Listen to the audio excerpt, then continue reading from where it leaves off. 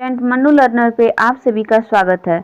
हम कर रहे हैं सीटेट के प्रीवियस ईयर पेपर का डिस्कशन, जिसमें इस वीडियो में हम 15 क्वेश्चन का डिस्कशन करेंगे और नेक्स्ट वीडियो में अगले 15 क्वेश्चन का हम डिस्कशन करने वाले हैं। ठीक है, आप एग्जाम देने जाने से पहले आप प्रीवियस ईयर पेपर को एकदम अच्छे तरीके से डिस्कशन करके जाएं, तैयार करके जाएं, क्योंकि प्रीवियस ईयर पेपर से अधिकांश क्वेश्चन पेपर में पूछे जाते हैं। ठीक है, तो हम बात करेंगे अगले क्वेश्चन की। ठीक है, तो हम क्वेश्चन नंबर फर्स्ट देखते हैं। क्वेश्चन ये है, अभिकथन ए, बच्चे के शारीरिक विकास में देरी के लिए पूरी तरह से उनकी आनुवंशिकता बनावट को जिम्मेदार ठहराया जा सकता है। यानी कि बच्चों में जो शारीरिक विकास हो रहा है, ठीक है, उसमें जो देरी हो रहा है उसका जो कारण है वो आनुवंशिकता बनावट है। ठीक है, ये बिल्कुल नहीं हो सकता है कि बच्चे में जो शारीरिक विकास है वो कई कारणों से विकसित नहीं हो पाता है। ठीक है, केवल उसका आनुवंशिक बनावट ही या आनुवंशिक कारक ही जिम्मेदार नहीं होता है। कारण है बच्चों के शारीरिक विकास के लिए वंशानुगत कारक ही उत्तरदायित्व होता है। यानी कि बच्चे में जो शारीरिक विकास है उसके लिए वंशानुगत जो कारक है वही जिम्मेदार होता है उसके शारीरिक विकास के लिए। ये भी बिल्कुल सही नहीं है। उसके शारीरिक विकास के लिए उसे अच्छे पोषण की जरूरत होती है। ठीक है, तो ये दोनों ऑप्शन ए है, ए और आर दोनों सही है और आर ए की सही व्याख्या करता है। ये बिल्कुल गलत है, क्योंकि ये जो कथन और कारण दोनों है वो गलत है। ठीक है, तो ऑप्शन नंबर 4 सही होगा, ए और आर दोनों गलत है। नेक्स्ट क्वेश्चन की हम बात करेंगे। नेक्स्ट क्वेश्चन है क्वेश्चन नंबर 2, निम्नलिखित में से कौन सा सूक्ष्म कौशल के उपयोग का एक उदाहरण है। सूक्ष्म कौशल का मतलब होता है कि अपने शरीर के छोटे छोटे मांसपेशियों से कार्य करना। ठीक है, दौड़ना तो हम पैर से दौड़ते हैं, तो इसमें बड़ी मांसपेशियों का उपयोग होता है। चलने में भी बड़ी मांसपेशियों का उपयोग हो रहा है, कूदने में भी। ठीक है, लेकिन घसीट कर लिखने में या लिखने में हमारे छोटे छोटे फिंगर्स जो होते हैं उनका उपयोग हो रहा है। ठीक है, तो सूक्ष्म कौशल में 3 होगा सही। ठीक है, नेक्स्ट क्वेश्चन की बात करेंगे। इनमें से कौन सा बच्चा मध्य बाल्यावस्था में होगा। ऑप्शन है, एक बच्चा जो सामाजिक भूमिकाओं की नकल करना शुरू कर रहा है काल्पनिक खेल के दौरान। ऑप्शन दो है, एक बच्चा जिसने नियमों के अर्थ की समझ विकसित कर ली है और तर्क कर सकता है। थर्ड है, एक बच्चा जो संभावित कारणों की परिकल्पना कर सकता है और तदनुसार जटिल प्रयोगों की योजना बना सकता है। फोर्थ है, एक बच्चा जो अभी स्थूल कौशल दिखाना शुरू कर रहा है, जैसे कि एक पेंसिल और ऐसी अन्य वस्तुएं को पकड़ना। ठीक है, तो इसका सही जो ऑप्शन होगा वो ऑप्शन नंबर 2 होगा, एक बच्चा जिसने नियमों के अर्थ की समझ विकसित कर ली है और तर्क कर सकता है। ये ऑप्शन नंबर 2 सही होगा। नेक्स्ट क्वेश्चन की हम बात करेंगे कि भूमिका पर प्रकाश डालता है। ठीक है, फिल्मों और विज्ञापनों से व्यवहार के जेंडर उपयुक्त तरीकों के बारे में बहुत संकेत मिलते हैं। यह समाजीकरण की किस संस्था के रूप में भूमिका पर प्रकाश डालता है। ठीक है, ऑप्शन है मीडिया प्राथमिक, मीडिया द्वितीयक, स्कूल प्राथमिक, स्कूल द्वितीयक। तो इसमें ऑप्शन जो होगा वो ऑप्शन नंबर 2 सही होगा, क्योंकि फिल्मों और विज्ञापनों से जो हम सीखते हैं, ठीक है, तो वो मीडिया द्वारा सीखते हैं और मीडिया जो होता है वो द्वितीयक कारक होता है। जो प्राथमिक कारक होता है वो हमेशा फैमिली होता है प्राथमिक कारक, स्कूल भी द्वितीयक कारक होता है। ठीक है, ऑप्शन नंबर इसमें सेकंड सही होगा। नेक्स्ट क्वेश्चन की हम बात करेंगे। क्वेश्चन नंबर 5 है, पूर्व संक्रियात्मक अवस्था में कौन सी संज्ञानात्मक क्षमता आती है। ऑप्शन ए है अमूर्त सोच की क्षमता, लक्ष्य निर्देशित व्यवहार की क्षमता, दूसरों का निजीकरण लेने की क्षमता, परिकल्पित सोच की क्षमता। ठीक है, जिसमें हम अमूर्त चीजों के बारे में सोच सकते हैं। दूसरों का नजरिया लेने की क्षमता, ये भी अमूर्त संक्रियात्मक अवस्था की विशेषता है। परिकल्पनात्मक और निगमनात्मक सोच की क्षमता, ये भी अमूर्त संक्रियात्मक अवस्था की विशेषता है। लेकिन जो ऑप्शन सेकंड है, ये लक्ष्य निर्देशित व्यवहार की क्षमता, ये पूर्व संक्रियात्मक अवस्था की विशेषता होती है। ठीक है, पियाजे ने 4 स्टेज दिया हुआ है। पहला सेंसरी मोटर स्टेज, दूसरा प्री ऑपरेशनल स्टेज, और थर्ड है कंक्रीट ऑपरेशनल स्टेज, और फोर्थ है फॉर्मल ऑपरेशनल स्टेज।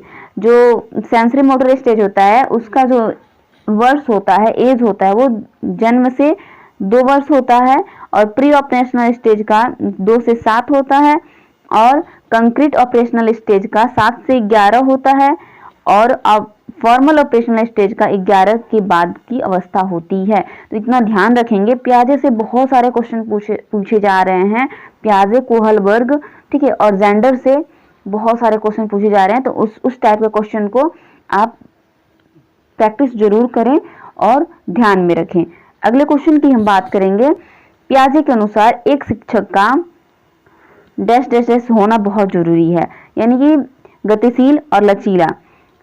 शिक्षक को क्लास में गतिशील रहना चाहिए और लचीला रहना चाहिए। बच्चों के अनुसार अपने पढ़ाने के तरीके में बदलाव लाते रहना चाहिए, ये है लचीला। और गतिशील बच्चों को एक्टिविटी करके सिखाना चाहिए टीचर को क्लासरूम में। तो ये ऑप्शन नंबर जो ए होगा वो सही होगा, ठीक है। नेक्स्ट क्वेश्चन है, लेव वाइगोत्स्की के विचार में क्या है? ऑप्शन है संज्ञान भाषा से स्वतंत्र है, संज्ञानात्मक विकास भाषा के विकास को निर्देशित करता है, थर्ड है भाषा संज्ञानात्मक विकास को सुगम बनाती है, फोर्थ है संज्ञानात्मक विकास भाषा के विकास से संबंधित नहीं है। देखिए, वाइगोत्स्की ने बताया है कि बच्चों में पहले भाषा की विकास होता है, उसके बाद विचार आते हैं बच्चों में, ठीक। तो इसमें ऑप्शन जो होगा वो सेकंड सही होगा, संज्ञानात्मक विकास भाषा के विकास को निर्देशित, इसमें जो ऑप्शन होगा वो थर्ड होगा, भाषा संज्ञानात्मक विकास को सुगम बनाती है। ऑप्शन नंबर थर्ड सही होगा, भाषा संज्ञानात्मक विकास को सुगम बनाती है, ठीक है। लेकिन पियाजे ने बताया है कि बच्चों में पहले विचार आता है, उसके बाद भाषा आती है। ये पॉइंट हमेशा याद रखिएगा, दोनों का जो अंतर है वो याद रखिएगा कि सबसे पहले पियाजे जो है विचार पे बल देते हैं और वाइगोत्स्की जो है भाषा पे बल देते हैं। नेक्स्ट क्वेश्चन है, लेव वाइगोत्स्की के अनुसार निम्नलिखित में से कौन से कारक बच्चों के संज्ञानात्मक विकास को सुगम बनाते हैं? वाइगोत्स्की के अनुसार बच्चों का जो संज्ञानात्मक विकास है किससे अच्छा होता है? देखिए, वाइगोत्स्की ने बताया सामाजिक संपर्क में रहने से बच्चे बहुत अच्छे तरीके से सीखते हैं, तो ये सेकंड तो ऑप्शन होगा ही, ठीक। इसके अलावा और क्या होगा? तो संतुलन होगा। संतुलन यानी इक्विलिब्रियम, बच्चे समाज में रह के अपने को संतुलित करते हैं कि किस तरीके से किसके सामने क्या बात करनी है और अनेक चीजों को सीखते हैं। तो ऑप्शन 2 और थर्ड सही होगा, ऑप्शन नंबर 2 सही होगा। नेक्स्ट क्वेश्चन है, क्वेश्चन नंबर 9, बाल केंद्रित कक्षा में अधिगम द्वारा होता है, पुरस्कार और दंड पर निर्भर होता है, शिक्षक और छात्र द्वारा सह निर्मित होता है, पूरी तरह शिक्षक पर निर्भर होता है, और छात्रों की भूमिका निष्क्रिय होती है। ये ऑप्शन बिल्कुल गलत है, क्योंकि पूरी तरह शिक्षक पे जो बाल केंद्रित शिक्षा होती है वो पूरी तरह शिक्षक पर निर्भर नहीं होती है। शिक्षक और छात्र दोनों सक्रिय होते हैं, शिक्षक और छात्रों द्वारा सह निर्मित। ऑप्शन नंबर ये थर्ड जो है वो सही होगा, पुरस्कार और दंड पर निर्भर नहीं होता है बाल केंद्रित शिक्षा, और उद्दीपन प्रक्रिया संघ युग्म द्वारा, ये भी ऑप्शन गलत है। तो ऑप्शन नंबर जो थर्ड है वो सही होगा। अगले क्वेश्चन की बात करेंगे। 10 नंबर क्वेश्चन है, लॉरेंस कोहलबर्ग के नैतिक विकास के सिद्धांत के किस चरण में बच्चों दूसरे के इरादों की उपेक्षा करते हैं और इसके बजाय अधिकार और नकारात्मक परिणामों के डर पर ध्यान केंद्रित करते हैं? तो हमने पढ़ा था कि जो लॉरेंस कोहलबर्ग का 3 स्तर होता है, प्री मोरल, मोरल और पोस्ट मोरल, ठीक है। जो प्री मोरल होता है इसके 2 स्टेज थे, दंड और आज्ञा पालन और एक म्यूचुअल एक्सचेंज। तो दंड और आज्ञा पालन जो स्टेज है उसमें बच्चे क्या करते हैं कि दूसरों के इरादों की उपेक्षा करते हैं और इसके बजाय नकारात्मक परिणामों की डर पर ध्यान देते हैं, ठीक है। यानी कि बच्चे अपने माता पिता की आज्ञा जो होता है उनको मानते हैं, ठीक। तो ऑप्शन नंबर इसमें फर्स्ट सही होगा, सजा और अधिकारिता अभिविन्यास।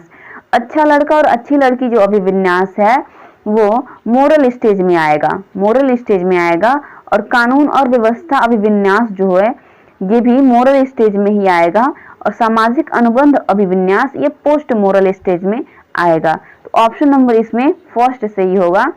अगले क्वेश्चन की बात करेंगे। उससे पहले हम ये जो पेज है इसको हमने कई बार डिस्क्राइब किया हुआ है, फिर भी आप इसको देख लीजिए कि कौशल वर्ग के 3 स्तर हैं, प्री मोरल, मोरल और पोस्ट मोरल। प्री मोरल में दंड और आज्ञा पालन, जिसमें नैतिकता बाहर से लाया जाता है। म्यूचुअल एक्सचेंज, नैतिकता नहीं होती है, बच्चे इसमें अच्छे बनने की कोशिश करते हैं, कानून को मानते हैं। और सोशल कंटेक्ट, सामाजिक अनुबंध होता है, बच्चे अपने ही हित को देखते हैं और इसमें सार्वभौमिकता होती है, यानी बच्चे दूसरे के हित के बारे में सोचते हैं। ठीक है, अगले क्वेश्चन को देखेंगे। हावर्ड गार्डनर के सिद्धांत में सोच को व्यक्त करने के लिए धारा प्रवाह और लचीले ढंग से भाषा का उपयोग करने की क्षमता डैश डैश डैश बुद्धि की विशेषता है, यानी किस बुद्धि की विशेषता है? धारा प्रवाह और लचीले ढंग से भाषा को उपयोग करने की क्षमता, तो भाषाई। ऑप्शन ए जो होगा वो सही होगा। ठीक है, स्थानिक जो होते हैं, जो आर्टिस्ट होते हैं वो स्थानिक में आएंगे, साहित्यिक में आएंगे। ठीक, प्राकृतिक जो प्राकृतिक चीजों से लगाव रखते हैं वो इनमें आएंगे। ठीक है, ऑप्शन नंबर ए सही होगा। हावर्ड गार्डनर से हर साल एक क्वेश्चन पूछा जाता है, तो आप हावर्ड गार्डनर, लॉरेंस कोहलबर्ग और प्याजे, वाइगोस्की, ये इन पॉइंट को आप एकदम अच्छे से पढ़ लें, अच्छे से समझ लें और बहुत सारा प्रैक्टिस भी कर लें।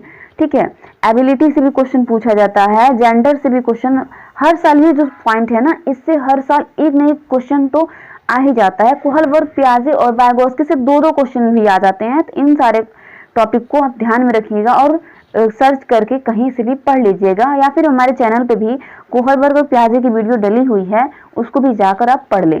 ठीक है, अगले क्वेश्चन की हम बात करेंगे। क्वेश्चन नंबर जो 12 है, निम्नलिखित में से कौन सी रणनीति का आधार पर विचार?